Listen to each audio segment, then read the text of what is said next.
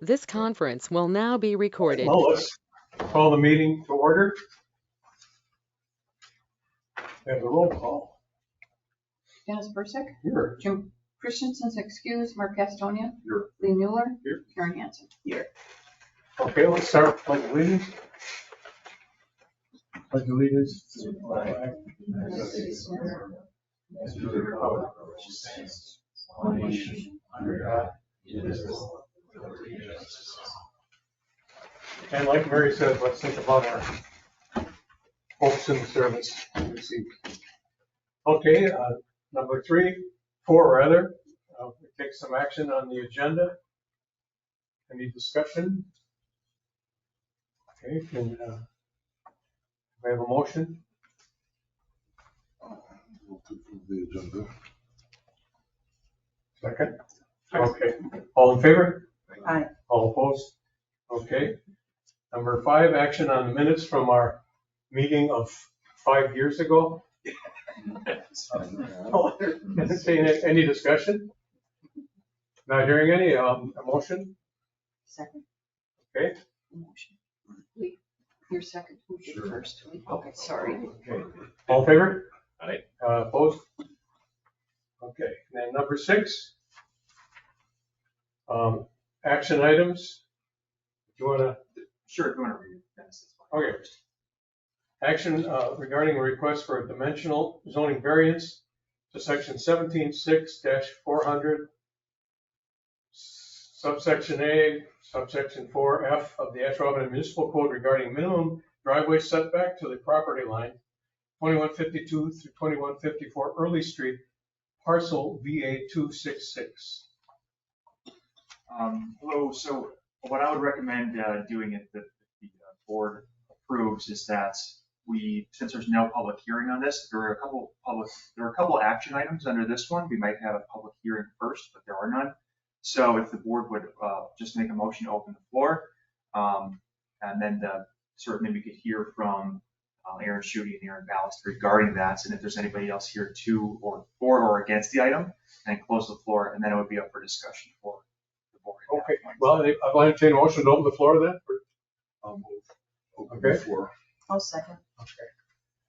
All in favor? Aye. Opposed?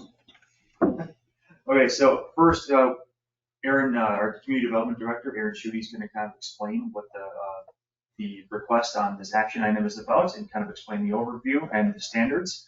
But before we do so, we'd just like to put in, I'm going to request that he be placed under oath. You raise your right hand. Do you swear or affirm that the testimony you give in this matter shall be the truth, the whole truth, and nothing but the truth, so help you God? I do. All right, so I'm just gonna share my screen here. Bring up the photo of the second here. There we go. Haley, is there a way to make that larger? There you go. Thank you. Does that doesn't cut up any of your information, does it? No, that's perfect. Thank you. Mhm. So on the left is a aerial photo. The aerial photo is from April, May of this year. You can see the parcel at hand right here, 2154, 52 Early Street.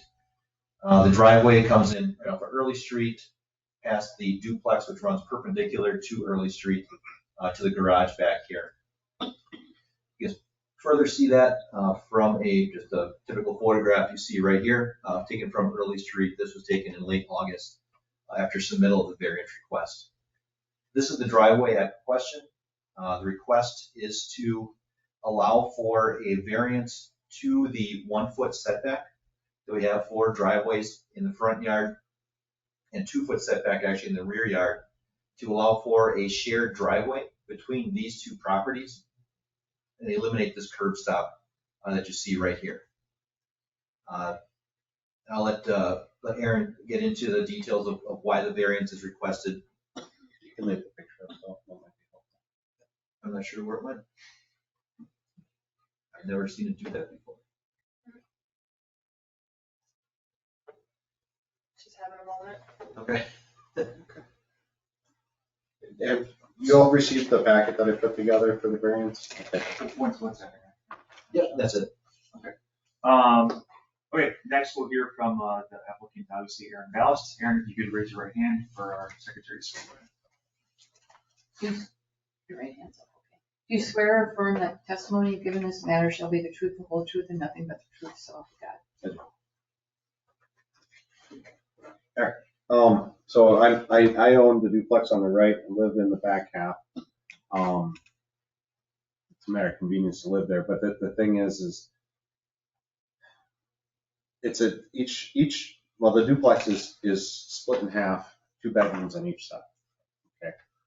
And it's almost unheard of right now for a family, whether there's children or not involved, to have less than 2 cars. And it's very hard to get through, on our driveway without stacking cars. And you can see we got 1 car there, 1 car parks along the shed in the back, and then 2 park in front of the garages.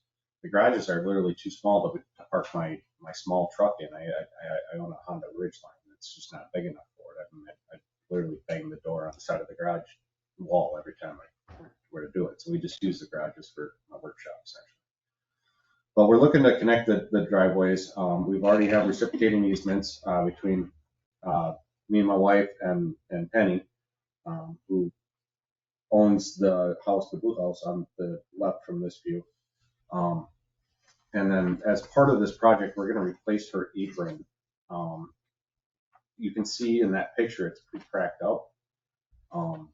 And for us to get a good concrete joint and everything to work out, we'd have to do it. And we're not asking her to pay for it. We asked her permission to do it, but she was more willing to have us replace her apron. Before Penny purchased the home, there was 3 girls that rented that house, and they would drive out on our driveway, just like we drive out currently on the Penny's driveway to utilize that thing. They had 3 cars stacked up in the blue houses. Oh, Penny, you made it. I did. This is Penny. It's my neighbor. I was just explaining that before you own the house, that 3 girls, I think there was actually 4 girls at one point in time that rented that house, and we would just make it so that we could use that middle section to ingress and egress from the property.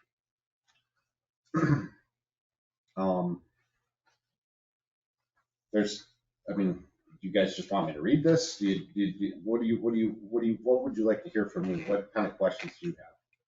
Basically, what you feel is the justification for a variance, so. Well, the justification is the size of the lot. If you turn to, it'd be page 4 of my packet. This lot was created in 1912. Cars weren't even really a thing then. I mean, there's 1 car per 100 people in 1912. Horse and buggy was more of a thing. There wasn't a home on it until 1970s. 74 is what I was told. So that building's literally as old as I am. And then the typical situation was 1 car per family. As time progresses, and it being a duplex, obviously things are different. Our culture has changed. You almost never hear of a family, a partnership without both people working. It's almost unheard of, to make it in today's culture. And that's part of my argument. The other part is the fact that I'm a landlord on top of a homeowner. So there's for me to turn people away because they have more than 1 car, I don't even know if that's legal. You have counsel here, you could ask him, but there's to turn, from my understanding of the law, the only factor that I can bring in is if they're putting too many people in there for the fire code. That's really the only reason I can turn away a family unit.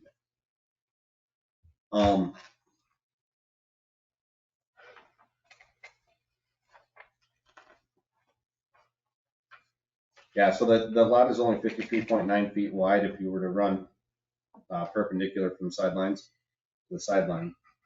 The standard now, Aaron, how wide is it, 90 or 90 feet? 90 feet. 90 feet. And I believe the minimum standard for a new driveway right now is 16 feet. That's the minimum standard that Ashwaubenon requires. My driveway is more like 11 feet. It just doesn't allow for another vehicle to pass. You can see we're making do with what we have there. And we have easements in place to make it legal.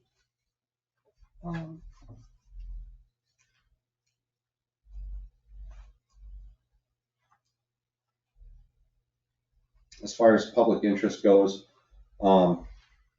in the back of my packet, I've taken several pictures of homes. This is the oldest neighborhood. This is the first one. And there's multiple. I think I threw like 5 or 6 in here of shared driveways. You know, it's not an uncommon thing in our neighborhood. Our neighborhood is the reason there's a lot of exceptions in the code for smaller lots. They made lots different back then. I'm a surveyor, so I have a little bit of background on this. They made 50-foot strips, and if you wanted a wider lot, you bought 2 lots. Nobody cared about combining lots back then. You just bought 2. You made a bigger house. That was the theory. That's why those lots are so skinny. And the other thing is they didn't have to park 4 cars in them. So, public interest, I haven't heard any kickback from anybody. Actually, people have asked me if I've heard people, and I'm like, I have not. Have any of you heard anything from anybody? Not a word. I just asked that the village approach the matter with understanding. I'm between a rock and a hard place here. We gotta be able to live here, rent the unit. Like I said, we're trying to be good neighbors to Penny as well. She was gracious enough to give us an easement, and we gave her one as well. Obviously, if she has somebody over, they gotta park in the same scenario that we have, where it's a single lane driveway, and they have to get out, or she might have to get out. So, access getting, is an issue. Okay, does anybody else have any comment? Someplace in here it says that the lot line is not strictly perpendicular to the street, and that It's not. And if you refer to that page 4 again with a picture of the lot, you can see how the street angles, and the lots come in more or less perpendicular to the Broadway. and so there's a difference in the width, where the driveway currently is in the back, it's a foot off the lot line, but towards the front it's Are you saying the 9 driveway inches itself? over. Or Yeah, the driveway. is that the apron part of the driveway that's Correct. over, or is that the other part? The front pin between me and Penny, property pin, is underneath the apron on my driveway right now. That's its border. Okay. And I only know that because I'm a surveyor. I know where it should be. Yeah. And I went and I took my metal detector, and I got a strong buzz right where it should be. I believe it's there still. So you want to be able to pave your driveway up to the lot line. I want to be able to connect it to Penny's. So if the variance is granted, it's that you can pave up to the lot line. But then what about Penny's driveway? The variance request is to pave up to the neighboring driveway.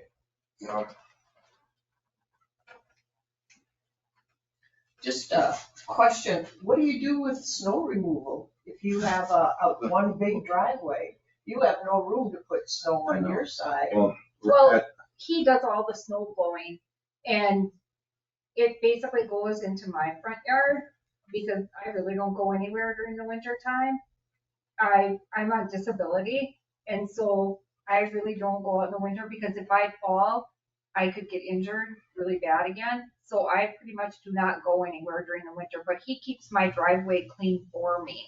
So all the snow is actually going. pretty much goes into my front yard, yes.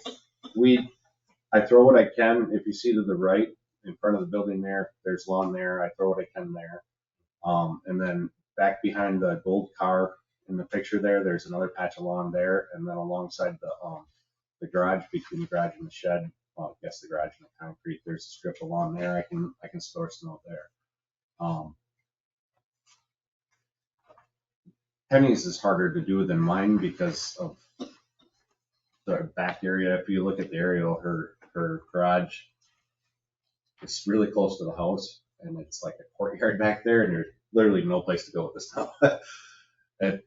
I've been doing it for so many years. I had an elderly gentleman that lived there, and I just started doing it for him. And then when the girls lived there, they'd come out and help me shovel, but I've just always done it.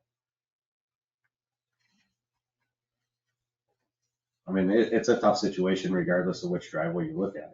I mean, even if we don't do anything with this, it's the same situation regardless. It literally is. So you never actually put any snow on that little piece of land in between your driveways anyway? No, we use that. Is there any restriction regarding like green space that we have to pertain to? For residential areas, it's 25%. These areas are all grandfathered in prior to that requirement, so that's not really an issue. The real issue at hand is for the Board of Appeals to determine whether or not the requested variance meets all three of the standards for a variance. So I guess that's, what we have to look at is there an unnecessary hardship? Is there a unique property limitation? And is there no harm to public interest? So common sense doesn't enter the picture at all. Unfortunately not. What you're looking at is those standards. And this is all set up due to prior case law and statutory requirements. I certainly understand, Aaron's concern about renters and whether they have the ability to move cars around or not. That is something that is, I guess, a personal convenience for the renters and not something specifically subject to the variance standards. So that's kind of something to keep in mind. So basically, they would be doing the same thing that they're doing now, except it would be all on concrete instead of some gravel in between. Exactly. Not to attack your rationale, but just to mention a couple of things that the courts have concluded. And with respect to some of the points that you made, loss of profit or financial difficulty do not in any way constitute a hardship. And that's just the way it is. That's the one I understand. Lack of objections from neighbors, unfortunately, does not constitute a hardship. Or, you know what I mean? That doesn't speak in favor. It can't be considered. That's the courts. That's not us. And it usually applies, this is an area variance, if I'm right. That's correct. As opposed to a use variance. Correct. And the variance has to be based on the property itself, the physical property, if I understand it correctly, right? Not the existing structure on the property, but if the property's too hilly or flooded, or isn't that kind of the thrust of the law with respect to that? Referring to the property limitation. So just to point that out, that's right. I mean, that's got to be considered. What we can't consider necessarily is the structures or how many people live there or how many cars they have. I mean, I think that's just the way it is, but correct me if I'm wrong. I'll defer to the attorney on that. I don't know. So for the property limitation aspect on it, yes. Yeah. It is a safety hazard for me though, because the angle that I go into my garage, when I pull my car out and I have to go to the opposite side of my truck, I have to walk in that gravel, and I've had 6 back surgeries. And when it's icy there, I tend to fall in that gravel.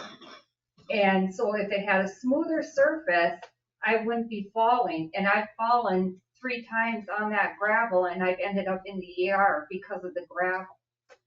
So that is a safety factor for me. I'd like to point out too that the hardship about my renters is not a financial hardship. That's I can't discriminate against people based on how many cars they have. As a landlord, I cannot do that. That's not legal. And I think to the point here, what you certainly can do is when someone's applying to rent your house, you say, here's the driveway we have to work with. Understand there's limitations. You may have to stack your vehicles. And it's up to the renter at that point to decide whether or not that's a large enough inconvenience to them to either go ahead with it or not go ahead with it. So you're not discriminating against them. You're basically pointing out, we have a narrow driveway and limited area to park cars. Are you gonna replace your whole driveway? Yes, of course.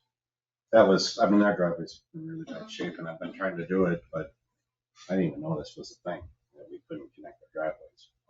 It doesn't make sense to me. In this situation especially, you know, like I said, easements are in place already. It's just a matter, and we've had verbal agreements in place with Penny since she's been here and the previous owner of the home, previous two owners.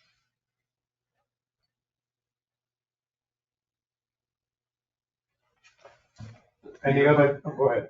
It's okay. Just gonna say, is there any other discussion or questions or? Close the floor. Any motion to close the floor if there's nothing else? Close the floor. Yeah, motion to close the floor if there's nothing Okay. else. Okay, we have a motion to close the floor. I'll move. So move, second, all in favor?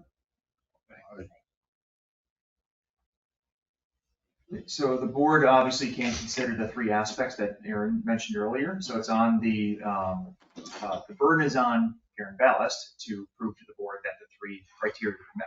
That's the legal standard that he has to prove, or he has the burden of proving for that. So the board can certainly discuss those to see if they're met or not, or you can make a motion or ask any questions that need to be as far as procedure or substance.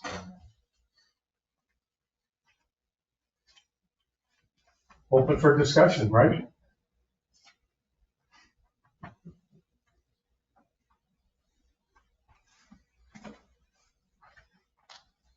Let me jump in just one minute. Sure. Go ahead. There might be a little uncertainty. Unsure if we're going to grant it or not, unsure if the board should do this or not. Did we decide if the three criteria are met? Well, the respect to Mr. Ballast is that the burden is on him. So if there's an uncertainty in the board has to deny it by law. So that is the legal standard that you have to be convinced that those three criteria are met by Mr. Ballast. Just gauging the hesitancy, the uncertainty kind of stuff, so that's, I just want to throw that in. Discussion amongst yourselves might be persuasive for or against, but that is that's kind of the standard. Just want to throw that last one in. Guess you have to be convinced. Well, with that, I guess I'll just throw this out there. I mean, from what I've observed and what I think I see here in the law, and the three basic steps that we would go through, the three standards, I'm not so sure there's a harm to public interest. However, the first two standards, I personally don't necessarily see a hardship, and there's nothing unique to the property that would, in my mind, do this. But I want to rain on everybody's parade, but that's just my own observation. So if anybody else has any thoughts, please. I agree. Common sense says, yeah, let them do it, but per law, to me, we're not. Well, that's the way I look at it. I mean, it's like, if I might well be sitting there feeling the same way, but we got to do what the law says, right? If I'm understanding that correctly. There is a legal standard for the board. Yeah. As a board. And so for that reason, as I sound like Mark Cuban, for that reason, I'd have to say those two things are, in my mind, don't qualify as a hardship. But the other one, the third one, no harm to public, I don't see any harm. But it requires all three, right? It does. Can I say something? If the board wants to hear from, if you're willing to entertain more questions from the applicant. Absolutely. Yeah. So the hardship for the property is the width of the property, regardless of what structure you put on there. It's not wide enough to have a 16-foot driveway unless you put a single, what do you call it, a single wide on that property, which isn't, I'm sure there isn't a lot in Ashwaubenon that would be allowed. That's a hardship. That's a real hardship. We should explore that though. Is that with respect to driveway width? How would that impact this? Any requirement? The driveway width right now, as it is grandfathered in, similar to the lot size and everything else on the parcel.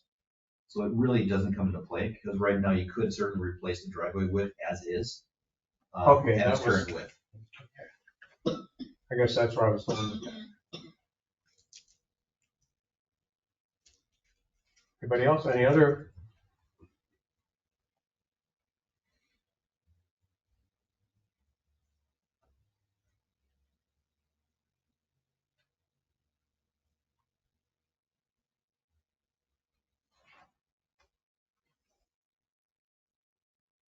Well, if there's no further discussion.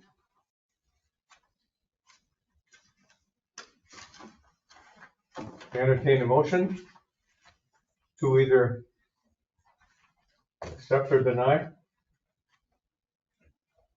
Or do we need more discussion?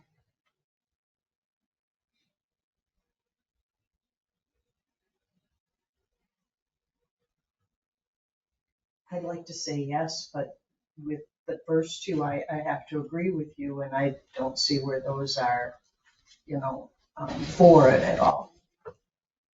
Want to make a motion? I don't want to. There's the right language. We have to do Oh, a okay. specific language. I move to deny the variance because allowing the requested variance will not be in the best interest of the community of Ashwaubenon, nor is it in accord with the purposes of the village plan. Do I hear a second? A second. All right, so we have a motion on the floor by Karen, seconded by Lee, to deny based on the discussion, I guess, that we've had. Any further comment? All right, then, all in favor? Aye. Opposed? Opposed. Dennis, what was yours an I or an A? Yes or Aye or no? nay? Mine is aye. Yeah. Okay, 3-1. Okay, so with that concludes the action item. So Mr. Ballas, there'll be a finding of facts and a conclusion of law sent to you, probably pretty soon, and your appeal rights will be on that as well.